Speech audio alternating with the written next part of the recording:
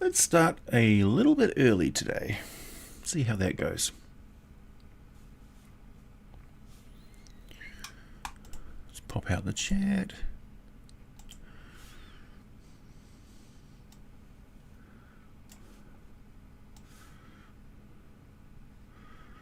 Alrighty. See if anybody pops into chat early. See how the notification system works on YouTube.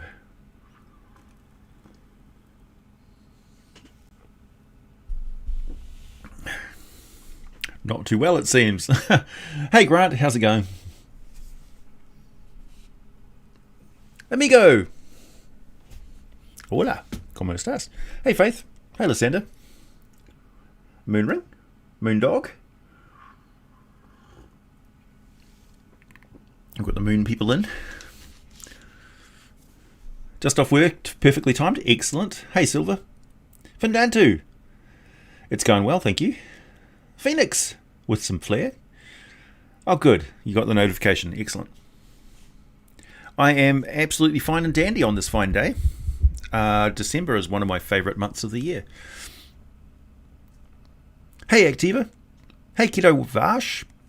Time to gather round to the fire and listen to the sage. Hey. Moon people unite. So today we're going to be talking about my latest brewing efforts, because that's my hobby along with D&D. Hey Adrenith. Good morning. Hey Matt. Thomas. You did catch the stream.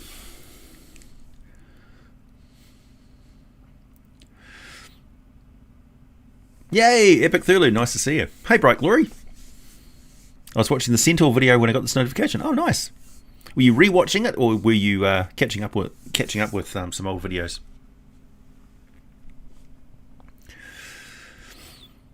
Hey Gadzooks. Nice to see everybody. Hey Death Scythe.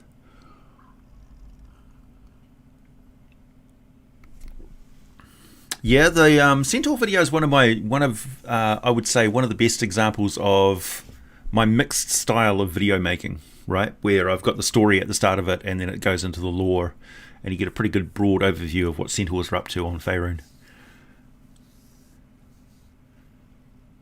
Yeah, there you go, Phoenix. I mean, if I've done my job right, people will want to introduce those monsters or that civilization into their game.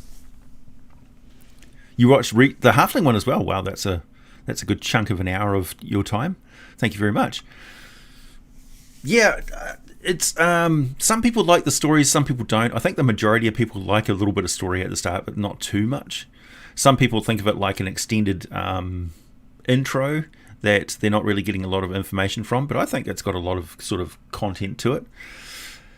Thank you, Adrenith, for the mead fund. Thank you very much. So, brewing efforts. I have got myself a still, and along with the still came a distillation unit, and along with the still came some materials for making your own alcohol as well. So it's got like 6 bags of sugar and the yeast, turbo yeast, and all that sort of stuff. And I mixed that up after I finished distilling off my third batch of mead to make mead shine or honey brandy. Because mead is technically a wine, right? So distilling that down made a very easy, pure spirit that's very, very drinkable. And I've been giving away bottles of that to friends and family for the festive season. Hey, CH. The stories give perspective to the lore that follows. Yeah, that's what I think. Mead's a wine, yeah, technically, because it's from a straight sugar. It's not from a starchy thing. So like grain brewed stuff and things is different. It makes vodka and beer and stuff. So you can sort of broadly categorize it into two different things. There's a lot of debate about it. Honey wine, yeah. Honeymoon. So, Moon Crew. So, with this kit, the turbo yeast produces about 15% mix of alcohol and the rest of the stuff, and the rest of the stuff basically gets tossed after you've done the distillation. So it's purely designed around making as much alcohol as possible. So this thing brews furiously. Like, the fermentation process is intense, so I have to keep like a window open to let all the carbon dioxide out. My plants are absolutely loving it. Basically, I've terraformed the living room into an environment better for plant growth than human habitation. Hey Sky, how's it going? A lot more interesting than I was expecting them to be. Gave me some ideas to work with for setting in particular. Plus, horse archers. You now have 2 of them per horse. Yeah, exactly. Yeah. If you're riding a centaur, they can fire a bow and so can you.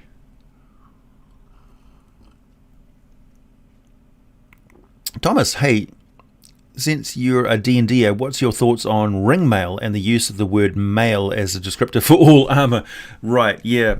I think using like chain mail, mail basically just means, you know, a suit, or like a it's a different thing. Like you don't say chain mail, it's just chain armor and scale armor and stuff like that. The mail comes from a different language. And it's sort of associated with it. Yeah, cloth mail would be example. You know, leather mail would be an example. Nobody says leather mail, but it's just as valid as saying chain mail. So yeah, it's a matter of like semantics, and people know what you're talking about when you say chain mail, and it's in such common usage that you've got to say it. Okay, words change over time. The way that we use language changes over time. So I would say I'm not bothered by people saying chainmail, even though I know it's not technically accurate. And that's not what people said back in ye day. Cotton plate. Well, laminar armor was really quite effective. I think laminar armor should be right up there with alongside of leather armor and stuff like that. Like, I guess you could say it was like heavy hide, but laminar armor was actually really frickin' tough. Like those hoplites knew what they were doing, man.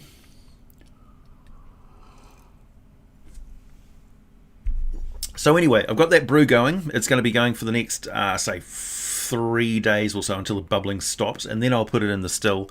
Turns out I had some tubes around the wrong way on the still, so I was basically eyeballing the temperature because I couldn't get an accurate temperature read because I'm an idiot, and also the kit didn't come with proper instructions. You had to go looking for them on the internet, but I did.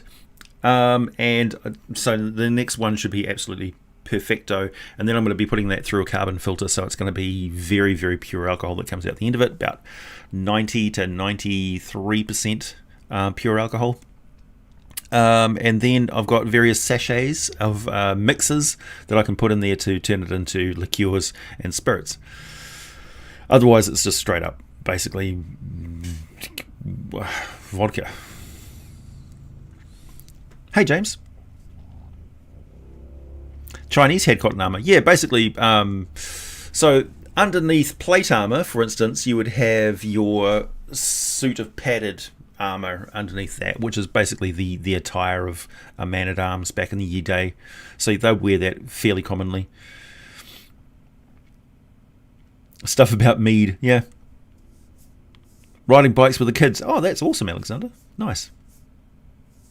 What do I think of Baldur's Gate 3, Cody? I think it looks great. I'm waiting for it to be fully complete before I'll buy it and start playing it. At the moment, I'm playing a Horizon Zero Dawn on my PlayStation and thoroughly enjoying it, way more than I thought I would, actually. It's a really, really, like, the story and the immersion in that game is fantastic. I'm really enjoying it.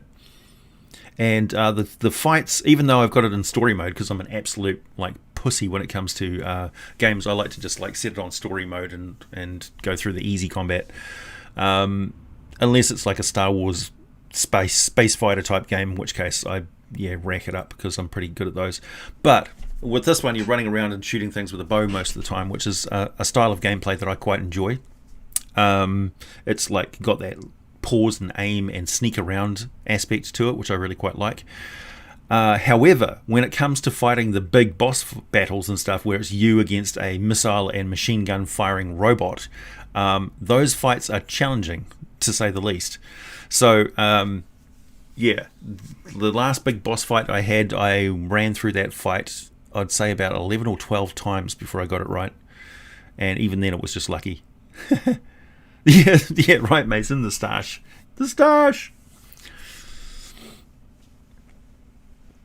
Everclear, yeah, it's basically like Everclear. I could make an absinthe out of that stuff as well. Just add some herbs and things.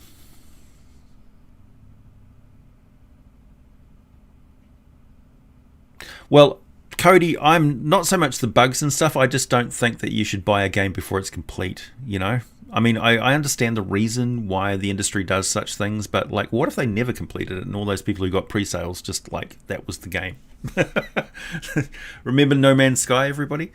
Sure, the company came right and eventually turned it into a decent game, which I also thoroughly enjoy, but yeah, they screwed everybody over with the pre-sales. So don't pre-buy things, don't pre-book things. And also, like, what's up with the production of PlayStations and Xboxes at the moment that people can't get enough of the damn things? It's like, that's kind of crazy. Tough boss fights are a good sign for games. Yeah, that's true. Like, it was just the right amount of challenging where it wasn't impossible. I was making progress each time I died and tried over again. And, like, each time I died, I learned a lesson about what not to do. And, yeah, the sense of satisfaction when you've done something like 12 times and then you finally beat the boss and you're like, oh, fuck. Like, yeah, the third or fourth time you're thinking, this is impossible, but you just got to keep going. Old school TIE Fighter was awesome. Just for disclosure, William, you like the stars. Thanks. I think it looks kind of, sort of kind of distinguished, kind of like English. Dapper gentleman. Yes, sir. Bit of Jeeves going on. If I had like a suit on, it'd be tweed. Thanks, Darcy. Hey, Adrena, thanks. Absinthe and mead, Dark Secrets of the Bees. Yeah. Yeah. So I've got some more supplies in, and I'm going to be enjoying brewing stuff over the summer months. But I'm not a heavy drinker. I just like doing it as a hobby, so I mostly give away the products of my labours. Yeah, No Man's Sky actually became pretty good. Yeah. All I would add to it at this point is all of the elements that made Freelancer so awesome. If you remember Freelancer, it was like a space trading game. But it's got all the same elements that No Man's Sky has, and I think you could start doing a Freelancers type, like if they made it like open developer so that people could make their own versions and add extra software and stuff to it. Yeah, adding a lot of Freelancer stuff to No Man's Sky would make that game awesome. Broken Record pre-sale mechanoids. Oh, yeah, yeah. Talking of disastrous Kickstarters, I am actually going to be doing a Kickstarter next year. You've probably seen last live stream that I showed you this Silicon Battle Tracker. The damn near indestructible game accessories, environmentally friendly. You could cook a cheese sandwich on this. So this is the initiative tracker part of the Kickstarter, which is what the Kickstarter will kind of be like behind funding, getting everybody these. But I'm also going to be adding character sheets, a battle mat for the table, some scatter terrain, and DM screen cover, and something else as like stretch goals and stuff. So that Kickstarter is coming up. And these are absolutely perfect for dry erase marking, and they're going to be system generic. So even the character sheet is going to be system generic. It's just going to be basically a format that all character sheets have, with space for you to put whatever your game requires on there. So yeah, I might add a more system specific D&D 5th edition just because it's the most commonly played game version as well as a stretch goal. But yeah, so that's what I'm going to be doing.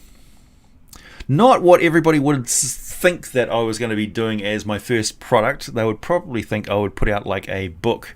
But books will come in the future, I assure you. Some sort of monster book is in the works. How goes the giant halfling microbrew? Pretty good, Mike.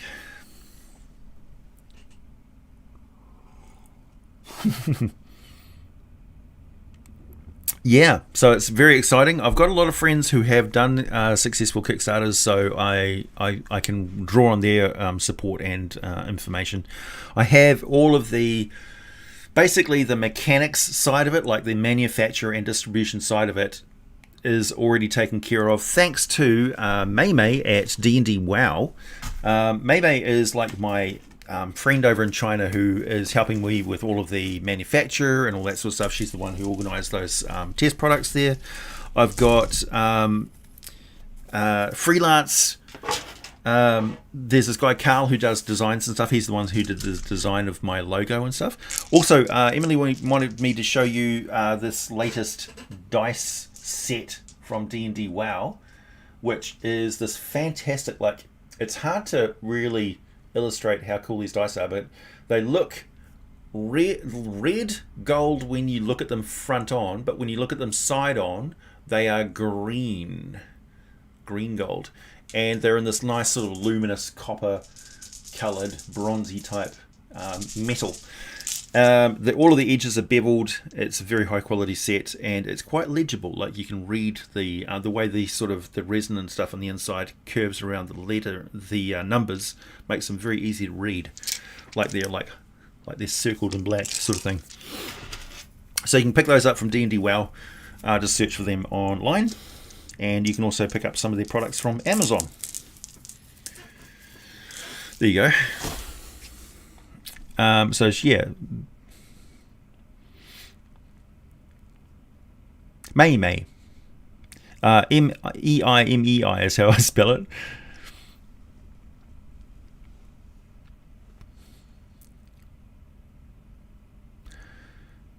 Hey, I don't know if it's explained, but how does Magic Missile never miss? Well, let's see. Z Bradshaw just did a video on Magic Missile that you should go and watch.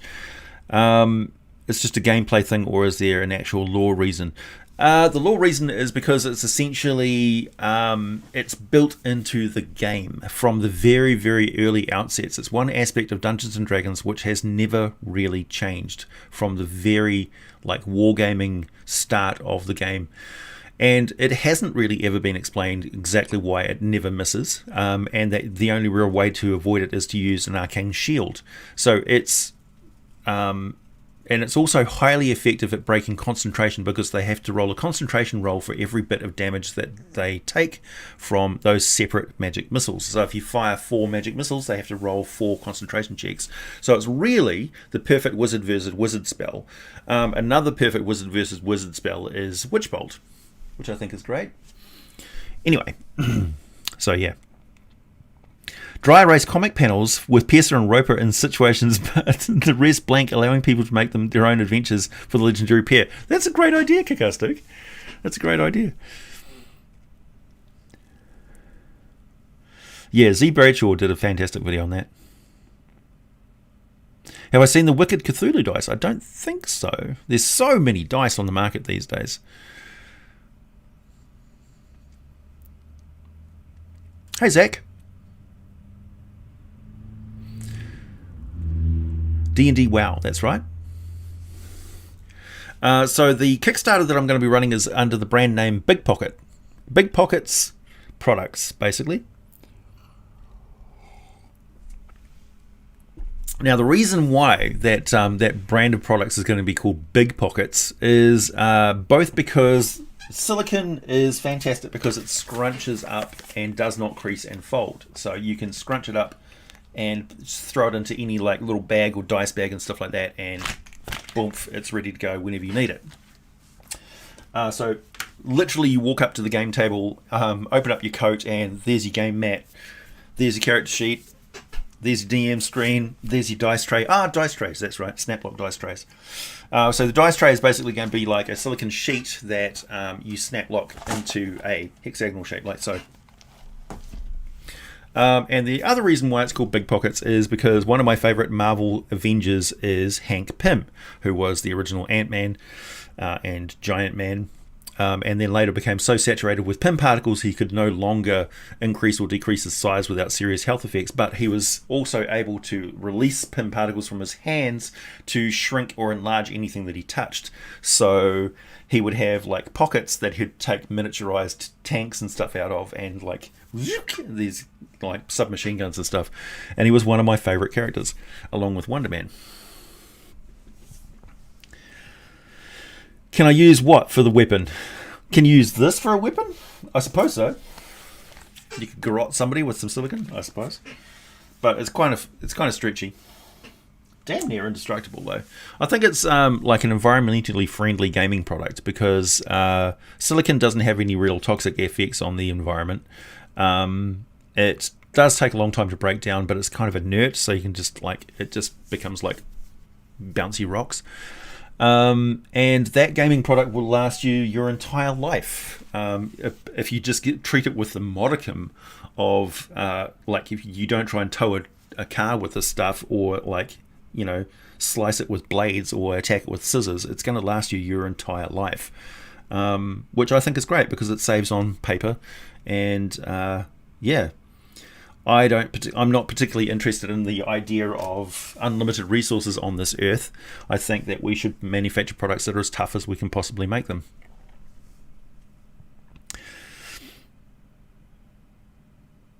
I'm glad you are going to buy all those products. That's fantastic. Thanks, Jesse. Could a cleric of Grumsh open a portal to Acheron and summon an army of immortal orc souls into Faerun? Can't stay to hear the answer. Sad I'm going to be work during your streams these days. Sorry, Jesse. Could a cleric of Grumsh open a portal to Acheron and summon an army of immortal orc souls? Only if the orcs actually agree to cross over. And they have to have an emotional reason why they would want to do that. Because the effect of the plane of Acheron is to drive those souls to battle constantly for basically no reason. So they fight and they fight and they fight and they fight and they fight because they're fighting, and they always have fought, and the war goes on and on and on. It's just an endless series of feuds and strategic advantages and disadvantages. So it's kind of hard to... Isn't it a special silicon? Oh, I don't think so. It's a silicon rubber, right? Anyway, you could eat that and it would go through you perfectly fine. So yeah, my answer would be if it's an avatar of Grumsh, probably. But if it's a cleric of Grumsh, they would have to Grumsh would have to have a reason to operate through that cleric in order to do that, because that would upset a lot of apple carts. Because there's a lot of opposing forces in Acheron. I am actually reading through a book on Acheron at the moment. This one, Ulrun's Guide to the Plains Acheron, which is a massive tome and has tons of info, including lots of different creatures and stuff. Really good book, that one. Highly recommend. But if you had a book that big on every single plane, whew, that would be some library.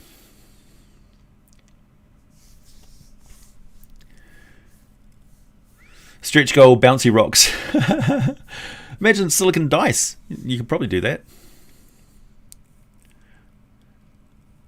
What would I call a boulet Tarrasque? I would call it a boulet Tarrasque. Because I'm a Kiwi, we like nice descriptive words for things. Chance for a conquest of a plane. Yeah, I suppose you could. There's kind of like a storyline going on with the upper planes where one's sort of getting invaded by another. Emotion equals slaughter. Yeah.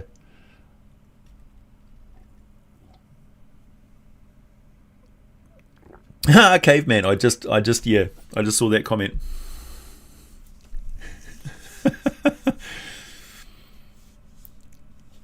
Check out the gore brutes in Ulrun. It's terrifying. Acheron means rust dragons, exactly. Also battle dragons. So I've just done a video on Isgard, as we all know. And I said that I was going to be making a video about the Barriors and also the battle dragons. So those videos are coming up.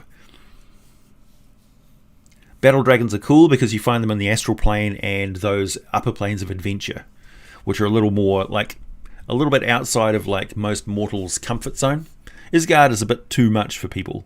Same with Arcadia. Arcadia is a bit too lawful, and Arborea and Ysgard is a little bit too chaotic. Too chaotic for comfort. Who's up for a little wag? Do I have a video on curses, hexes, and charms? I don't. Not really. No, not dedicated to that. I would recommend checking out my friend Ian's channel. detect magic, which is linked basically at the end of every single one of my videos these days. Ted covered a bit of that Archon book. Nice. Ted is my nerd immersion is my go-to. Ted Sakura is my go-to for like D&D news. He's always got the latest scoop that gets handed to him by last one got handed to him by Jordan.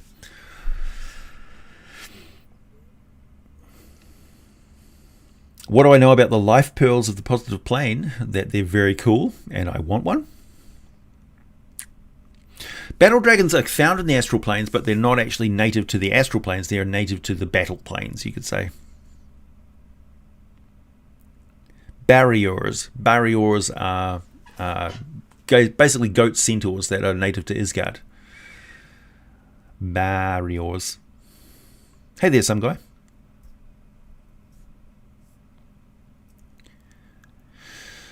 Cody, I'm assuming something as precise and unchanging as magic missile could only have been invented by a Netherese. Did the spell exist before the time of the Netherese? Yes, it did. It existed before.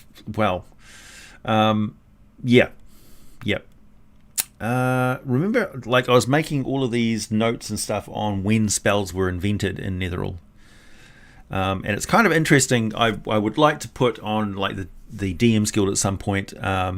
If you're traveling through time in the Forgotten Realms, what spells cease to be because they weren't invented yet by certain dates? That would be an interesting note, I think.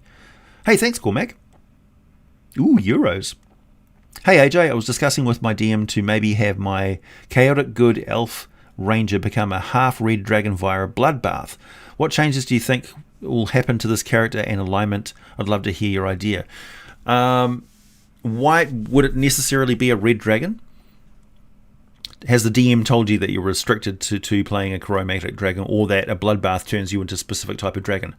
Because why? Why would the bloodbath turn you into a specific type of dragon? It's not like you're breeding with a dragon. It's not like you're taking the dragon's DNA. It's a magical process. So wouldn't you turn into the dragon that is closer to a chaotic good alignment? So wouldn't you turn into like a brass dragon or a bronze dragon or something like that? I suggest to you that turning into a red dragon is less of an issue than your character's personality completely changing. But, hey, thanks, Era. Don't forget that power corrupts. And dragons are very powerful.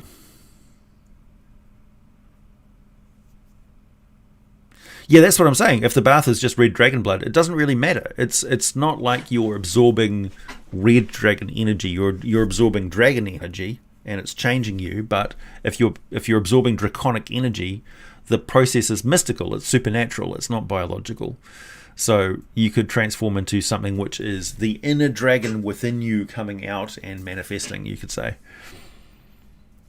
It's not that I have anything against... do I know any spells made by Imaskari? Yes. It's not that I'm against red dragons or anything. It's just that they're very disruptive. Hey, Moonring, do you think D&D is going to be sold off? I don't know.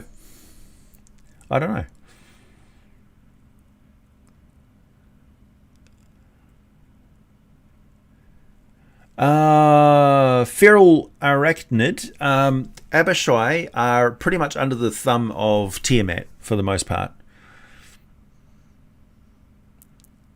Hey Mason, I'd be interested in seeing your version of the barrier. Is that for 5th edition or for 2nd edition or 3.5? Can I explain the elemental plane of time? Not really. I need to do research on that.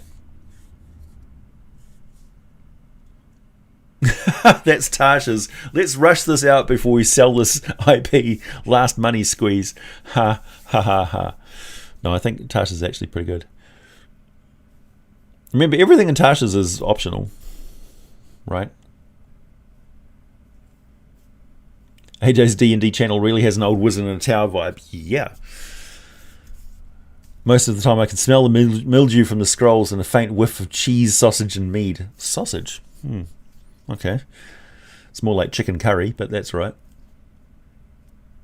Yeah, spells made by the Imaskari. Certain cloning spells that control celestial beings and summon beings from other planes of existence, for instance. And of course, the Imaskari spread their empire through they mostly converted the Petrarchy portal magic. So they were very good at making planar portals and stuff. Man, the text is sped up. I've got like 126 people on the dial here.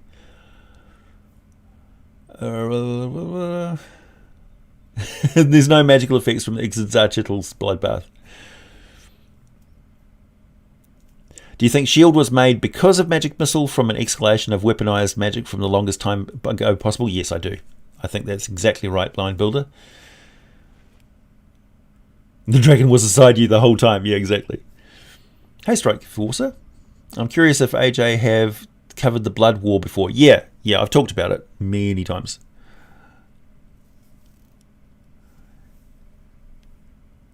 Shout out to Phoenix, Emiliano. Hey, Green Scythe. Wow, everybody's in today. It would be cool to have you emerge as a red dragon, then reveal the metallic shine of copper scales beneath. Are vampires capable of undergoing seramorphosis? I would usually rule no, because their brain is dead.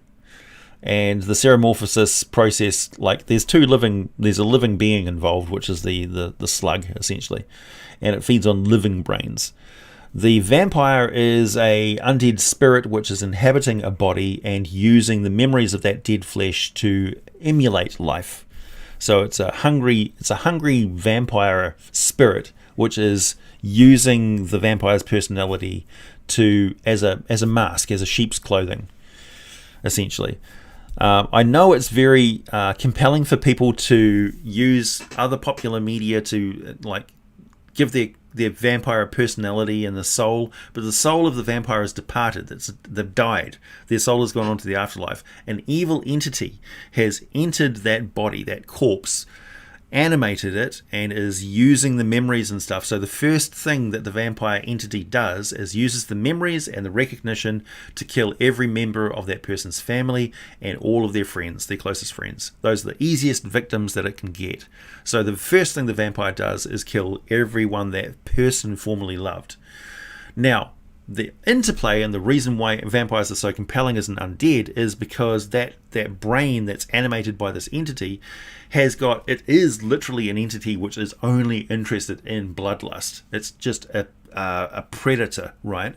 But it's that complexity of the human brain that it's using as a mask, which is this tortured personality that is living this existence without a soul. So it's trapped in this eternal horrible situation where it's got this outrageously impossible to resist bloodlust, because it's got an entity which is driving it, like its soul has been replaced by hunger, and yet it thinks like it used to think in a way. But that's the thing, it's all a mask. As soon as it gets anywhere close to blood and the ability to feed, that predator takes over, drops the mask, and gets you. That's why vampires are so horribly monstrous.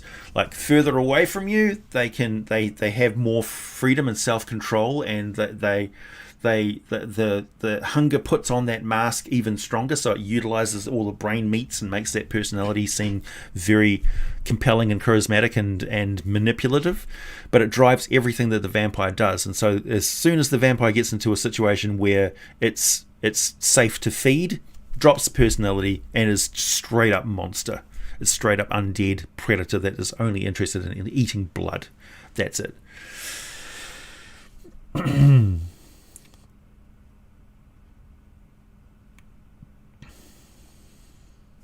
So, are vampires capable of undergoing seramorphosis? They're already as bad as they can possibly be.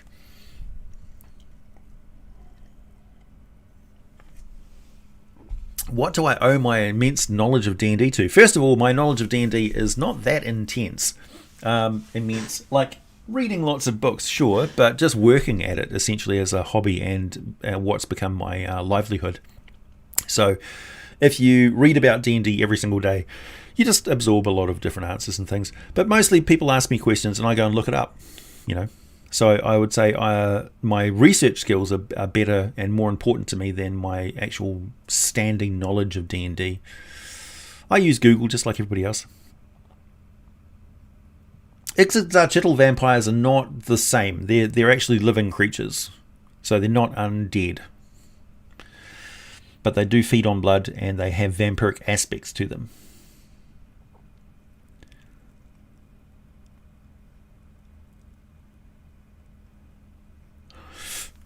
Like vampires from Buffy. Well, I suppose so. Are there were-vampires in D&D? Oh, were-vampire bats. I don't think so. Could a sliver bet a mind flayer? Do you mean beat, Ion? But if Vampire's souls has departed, why is Strahd's trapped in the plains of dread? He doesn't have to have a soul to be trapped there. He's an aspect of that plane. So he's manifested by that plane and manifests that plane wherever he goes. So he's trapped in it because they've created a demi-realm which is focused on him. So as long as he exists, he's creating and trapped in that demi-realm. So if you took Strahd out of Ravenloft and put him on a Primaterial world, the area around him would become Ravenloft. So it would overlay that land and transform it into Ravenloft. Isn't that freaky? You love all the D&D aliens here, me too. So yeah, the main important thing is that vampires in D&D are straight up traditional vampires. They're not television vampires. And also, like, the zombies don't eat brains. They'll smash your brains out in D&D, but they won't eat the brains. Other undead creatures do have this supernatural hunger, and vampires are a perfect example of that. Hey Adriana, thank you. Out of the classic movie monsters, which do you respect the most? The Thing. John Carpenter's The Thing would terrify me the most, because how do you fight something which can infect you like a bacteria and transform you into a version of itself? That is the ultimate life form right there, that just turns everything into itself. That's amazing. And it's also a creature that I just couldn't wrap my brain around how they would think.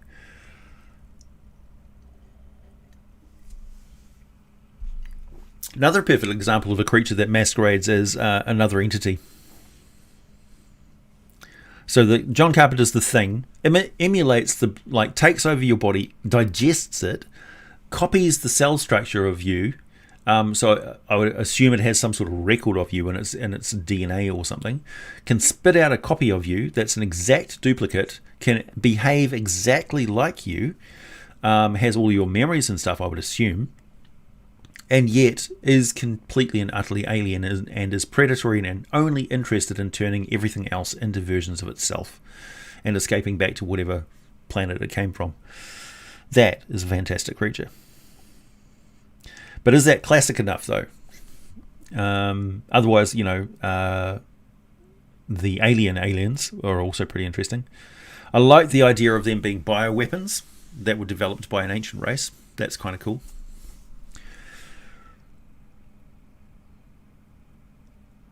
Could a Lich theoretically use a giant robot or powered armor as a phylactery? Yep, it can build a phylactery into there. The main thing, like one of the comments that somebody made recently, it was like a flippant remark, but I wanted to jump on it, was the phylactery has to stay close to the Lich because the Lich needs to feed souls into the phylactery. That's what the phylactery is for. It's its power source and connection, bridging fuse box between it and the negative energy planes. So it needs to feed souls into the phylactery to keep that mythal type connection live. Otherwise, its body breaks down eventually and it becomes a demi-lich.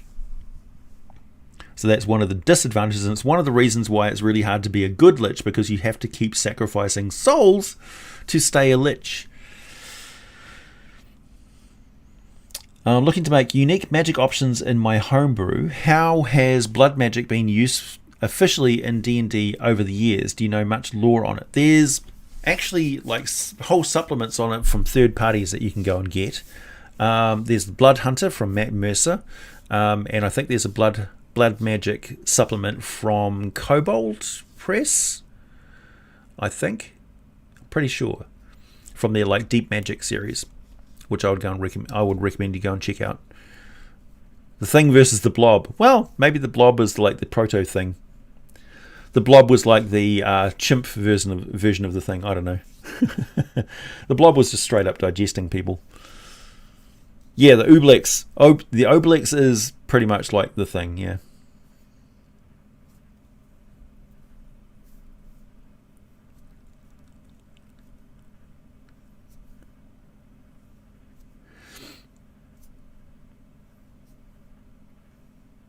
Do exozagital vampires sparkle out of water like Twilight vampires? Yes, they do. One more reason to hate exozagitals passionately. I was tempted actually to say that exozagitals are absolutely delicious and everybody should eat them, just like, everybody goes exozagital hunting.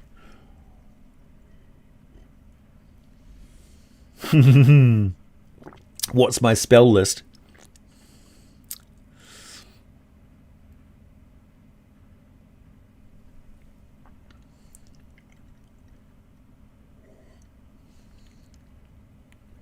Here's a question on the thing. What do you think of the fan theory that there were actually two separate things? Two separate things. I'd need to read that.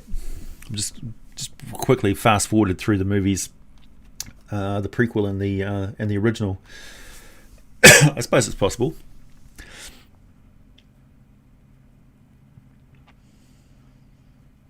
You think Lichdom is pretty firmly evil? Yeah, the Baelnorns are the reason why people think that Lichdom can be good. And so I think I probably should make a video about the Baelnorns. It's on my list of things to do. And just like explain exactly what the Baelnorns are, and that there is a very specific example of what a lich, of a type of lich. I would say that Baelnorns are Baelnorns. They're not actually liches. They're Baelnorns. That's why they've got a separate name. They're as different from liches as zombies are from skeletons.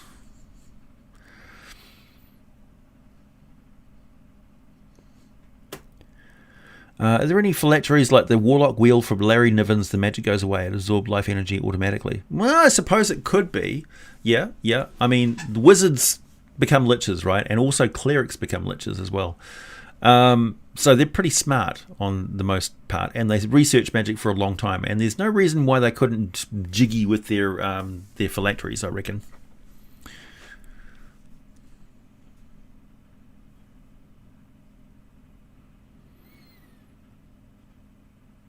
Yeah, the phylactery could be near the sacrificing place, like the Tomb of Horrors, and the lich somewhere else. Yeah, liches generally have a prepared body, which is their emergency backup replacement body, which will be near their phylactery. So if they are actually destroyed, their soul can go into that body really quickly without having to like reform and stuff, because it can take a long time to reform a body. It's easy to just inhabit a new one.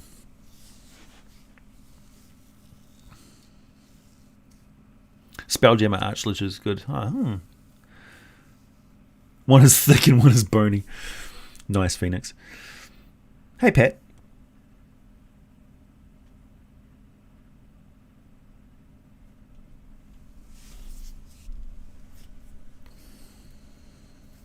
Baelnorns are bound to elven mythals and guard the crypts of places like Mithranor. Yeah, so they're kind of they're locked in place, Other liches can just move around. Could a shield guardian be used as a phylactery? It can. No, a phylactery is a script, like a little incantation, which is in generally a sliver of fabric or something like that inside of a box. Think of the wrappings of a mummy. Same diff. A phylactery contains a little bit of wrapping of mummy. That was the original idea. Like in the original mythology of the golem, for instance, there was a little strip of paper with like God's name in it that was inside the head of the golem that gave it life, right? So lichdom and the creation of mummies all derives from that same sort of Same sort of magic school. Could a Baelnorn hook their phylactery to positive plane via a siphon that refines it into life energy specifically? Then they wouldn't be a Baelnorn, they'd be something else.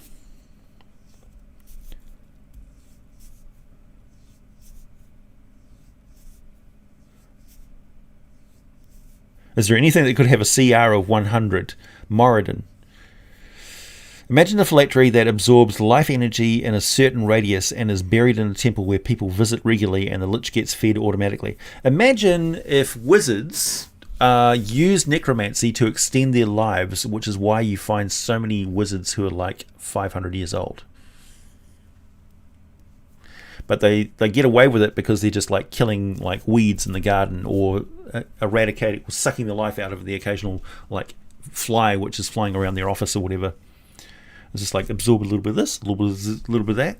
Every now and then though, they'll get into a wizard duel or something like that, and they'll hit them with an innovating ray, and that innovating ray is not actually just like weakening them, it's sucking their life force, and they're actually evilly extending their lives by draining the life out of somebody else.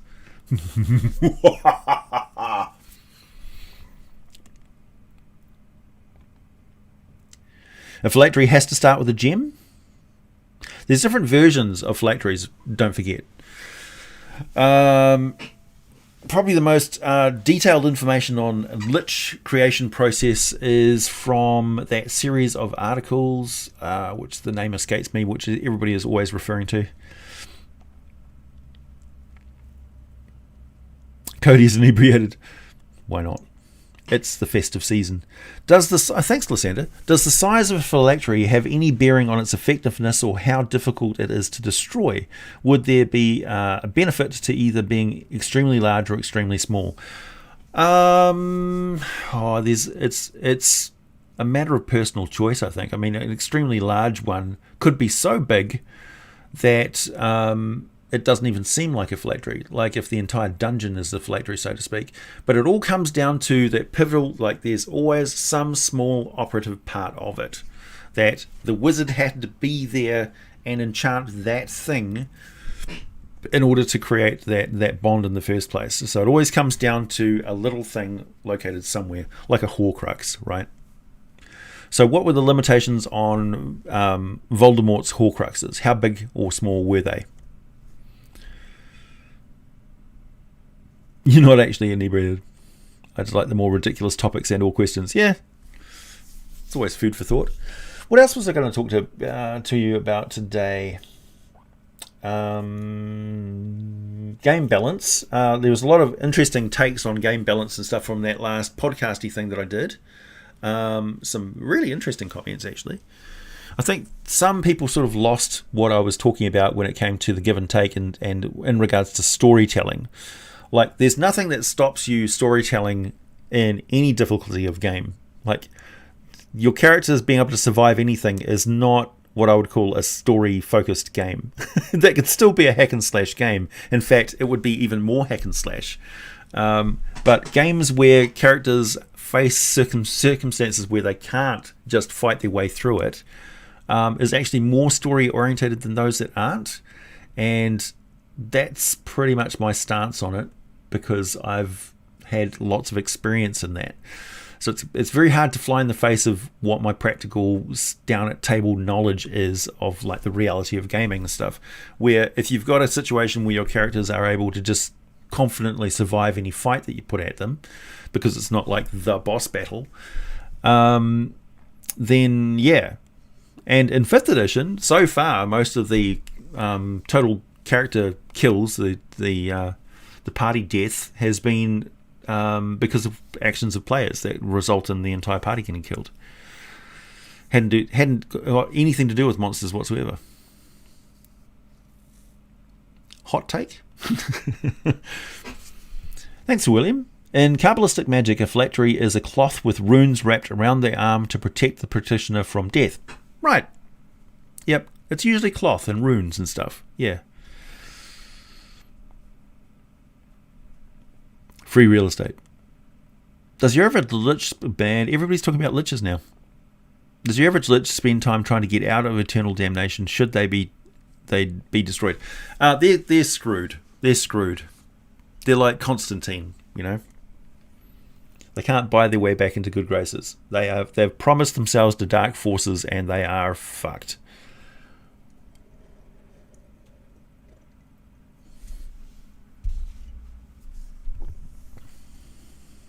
All I want to know about liches is how to permanently defeat one. Fire. Set them on fire. Set everything on fire.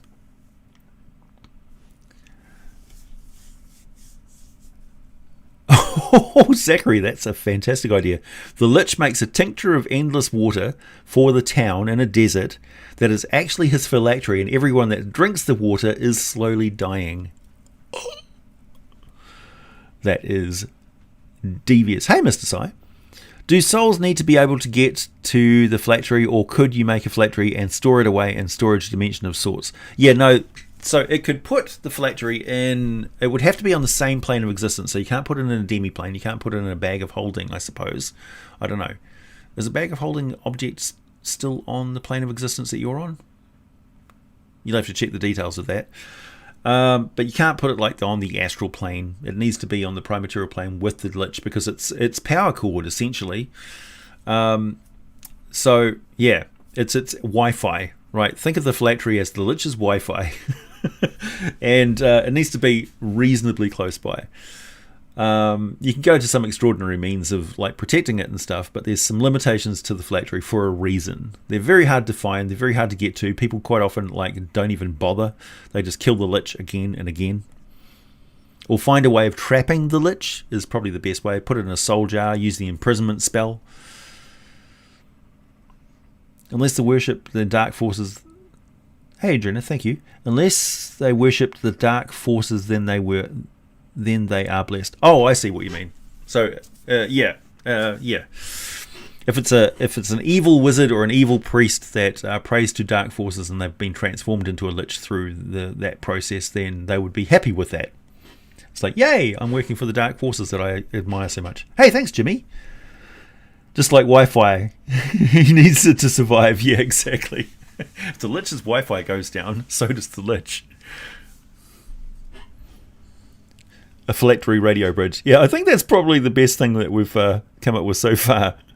The phylactery signal booster. Exactly. Okay, now we're on the same page about what a phylactery is.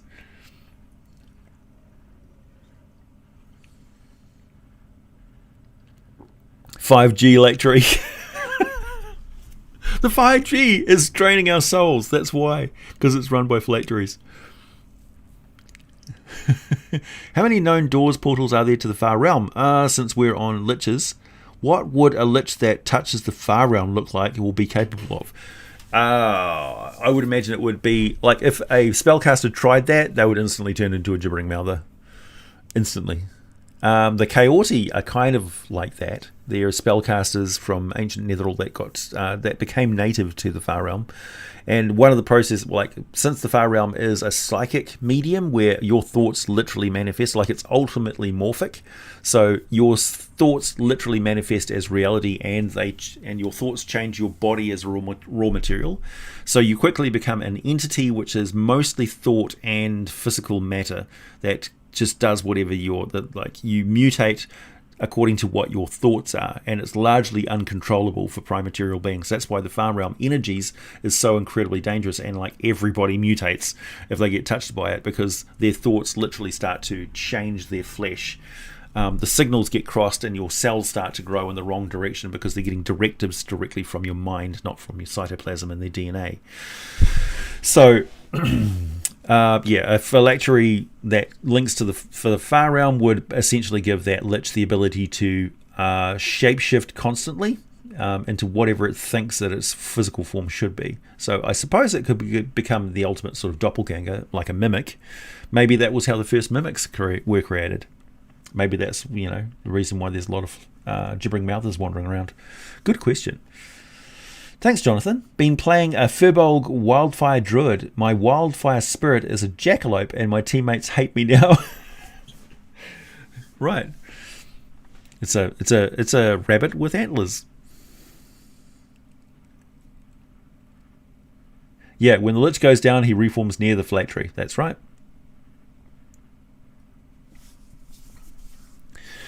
What would you think of a 9th level spell that locates a lich's phylactery? If cast on a lich with... yeah, like liches would stop at nothing to make sure that that spell never happens. Like if anybody had any... Like if they ever heard of that, every single lich would hunt it down and kill whoever knows it. So that's like a guaranteed ticket to getting your shit beaten in by an army of liches. There's a certain, give and take and balance. There's a certain ecology to the world, and being hunted by the most powerful undead because of something is not a position that anybody wants to be in. Also, they can outlive you, so they'll just wait until you die and then hunt down through all your belongings and make sure that magical knowledge never sees the light of day again. Throw the phylactery into another plane and the lich has to follow. Genius. I suppose so.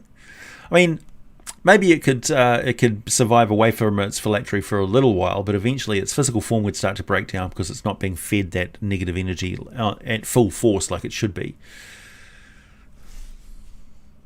Thanks, Adrianeth. Evil Containment Wave OG Dragon Ball reference for the win. Nice.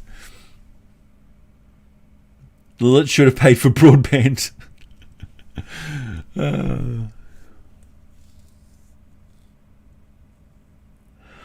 Aseric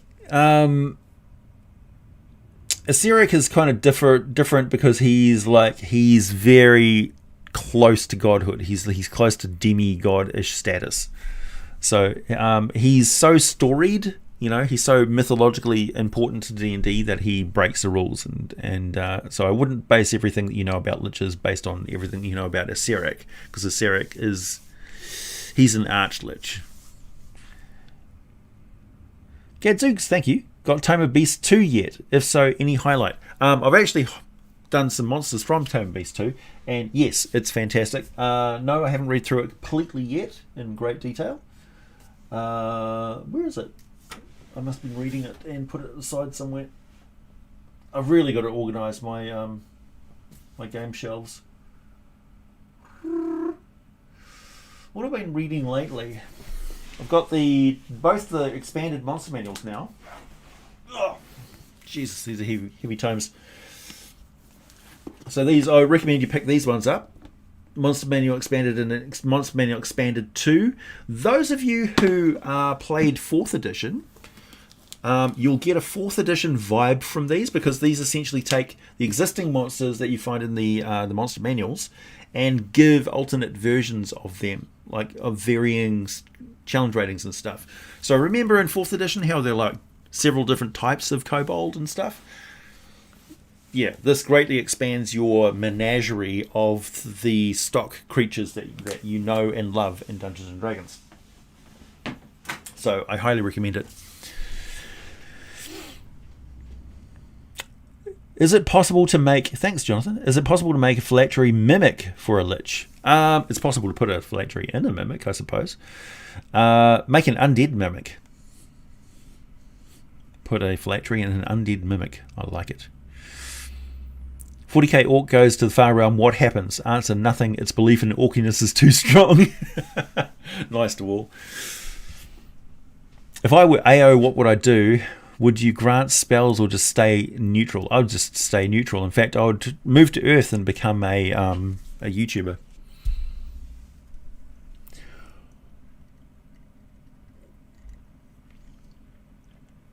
Imagine a biker gang of liches comes to your doorstep because of that. Yeah, there's actually a comic that I've been reading lately along those lines.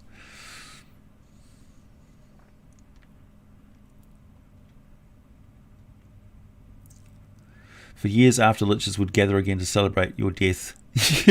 LichCon. Nice. Yeah, killing you would become an institution. They would raise you from the dead and kill you over and over again. And the competition at LichCon every year was to find a way to coax your soul back to the prime material plane yet again. And the great tragedy is, like, your soul as a petitioner forgets what it was like back on the prime material plane. So you don't know why you died, or the fact these liches are all trying to kill you. So every year you get a resurrection summons, and they like give you some compelling emotional reason to go back, and then they kill you over again. Oh. Do you think... Yeah, that's a good question. James, do you think folks survive enough encounters with the Lich to become subclassed as Lich Slayers to the point that they make a business of it? They could, like, anybody could style themselves as a Lich Slayer, put on special, like, vials of holy water and a bandolier and, all that sort of stuff. You grab a few like dragon scales and some fangs and things from different creatures and say, like, I'm a dragon slayer, but you haven't necessarily faced that many dragons, if any at all. But you sell yourself as a dragon slayer because that's how you get your work, as a mercenary. So anybody could call themselves a Lich Slayer, but are there actually people who specialize in killing liches?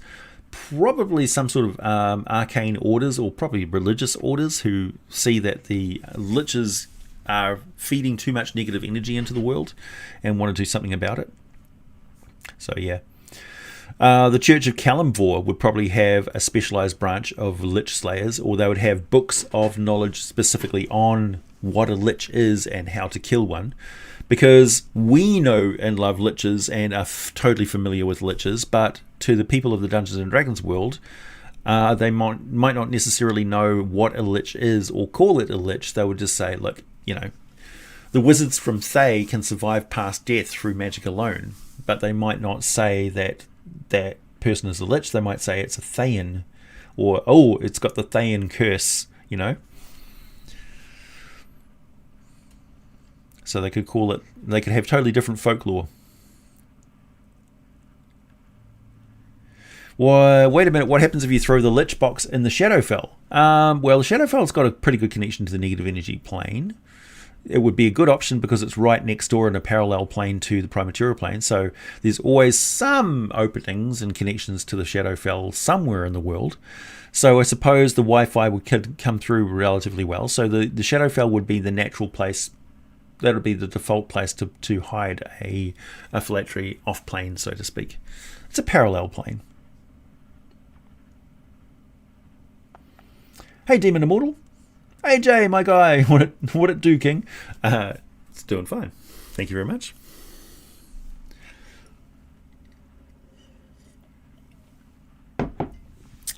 Today, after this live stream, I'm going to go out in the hot sun and I'm going to fill bags with compost and I'm going to plant my cherimoya seedlings or custard apple seedlings in it. If anybody wanted to know, that's what I have planned for the rest of today. Aceric has the soul gems of a Demolich in his phylactery and his simulacrum that acquired its own soul, so yeah, isn't going to die anytime soon. Yeah, exactly. So he's got multiple levels of contingencies, right? And then you've got what's that guy's name? Valshun? No, Manshun? Manshun? Is that the one that clones himself all the time?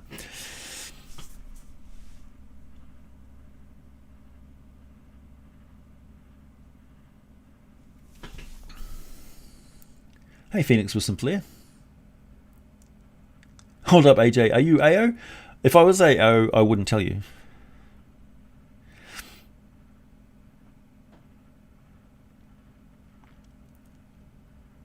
I mean, surely Ed Greenwood would be AO, right? But Ed Greenwood kind of doesn't like AO. Thanks, Josh.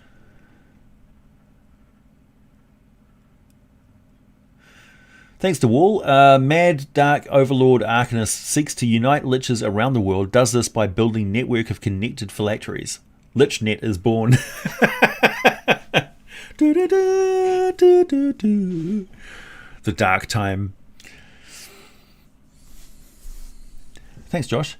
Feelings about Golden Throne Phylactery that takes 1,000s of soul. I think giving extra souls could superpower Lich, but what? Emperor protects. Yeah. 1,000 souls a day. What sort of power could that Lich have? Basically a direct phone line to Orcus. Maybe. I don't know. Rhetoric the Entertainer in New Zealand dollars.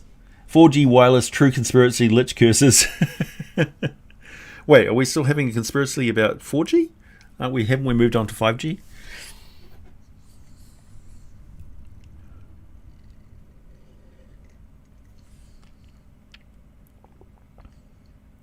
Actually, DMs are more powerful than AO. Exactly.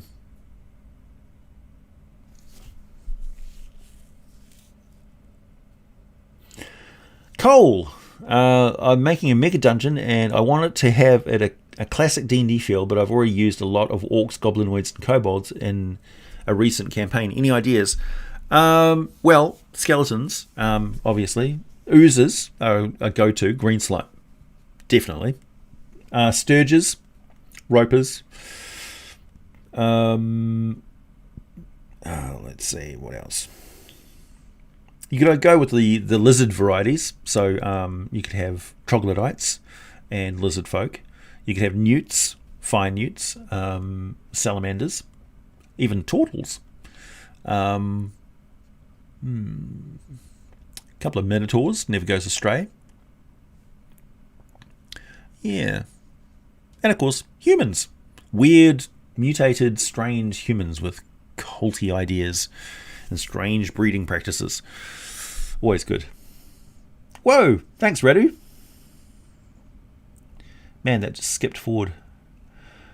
Hey, first time I'm seeing you live. Love your content since I got into DMing 3 years ago. It's been a great source of inspiration. Thank you, man. That's what I'm here for. I'll keep on making videos as long as you guys watch them. Rational Redneck, thank you. The Emperor of Mankind 40k is a lich. Changed my mind. No, he's totally a lich. Absolutely a lich. 100%.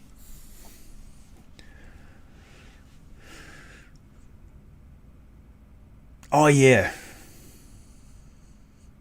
Yeah, exactly, Brian. So cherimoyas are really nice, a little bit underripe. They've got a taste like it's kind of like a fruit salad. It's like a little pineapple type of zing with some like peachy mango overtones. It's a really nice fruit, I've got to say. And I you guys do lich.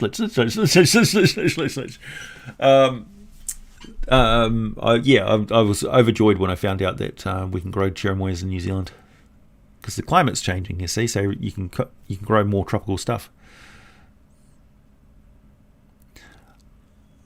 Ion, I would bang a dragon. AJ, what would you say? I would say good luck.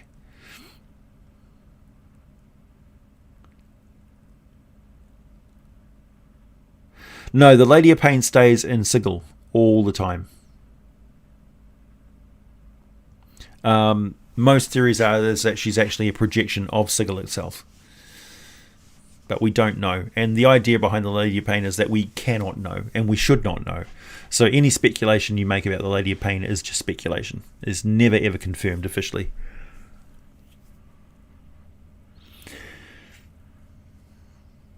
Where was that? What was that?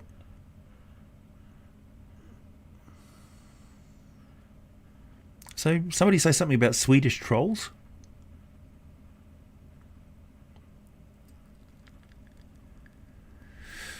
I bet the Raven Queen runs an extortion racket to all the liches and demi-liches that hang around her turf of the Shadowfell. Yeah, no doubt.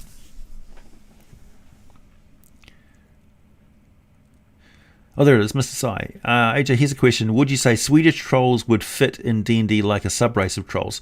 I would say they're not actually. Like, if you go and watch my video on Isgard, those versions of trolls is the Swedish trolls.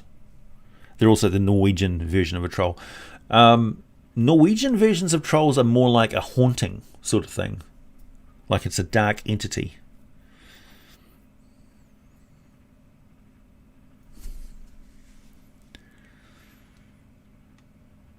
Kick-ass Duke? No.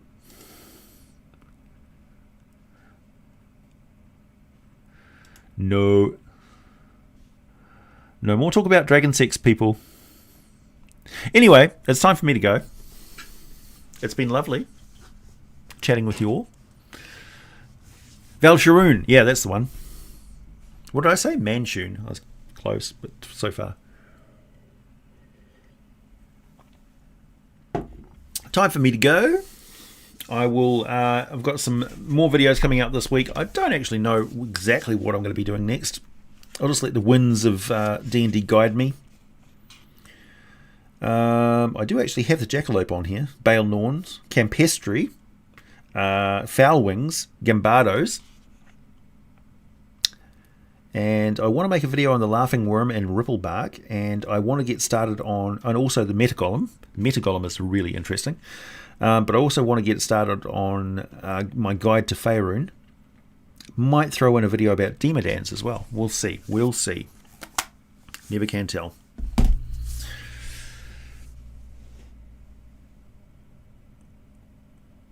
It edits out the number 69. Could do.